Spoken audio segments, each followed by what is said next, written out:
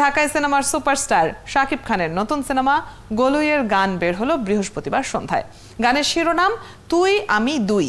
এই গানে কণ্ঠ দিয়েছেন এসআই টুটুল। গানটিতে পারফর্ম করেছেন শাকিব খান ও পূজা চেরি। এস এ হক অলিক পরিচালিত পিরিয়ডিক্যাল রোমান্টিক গল্পের ছবি গলুই মুক্তি পাবে এই ঈদে।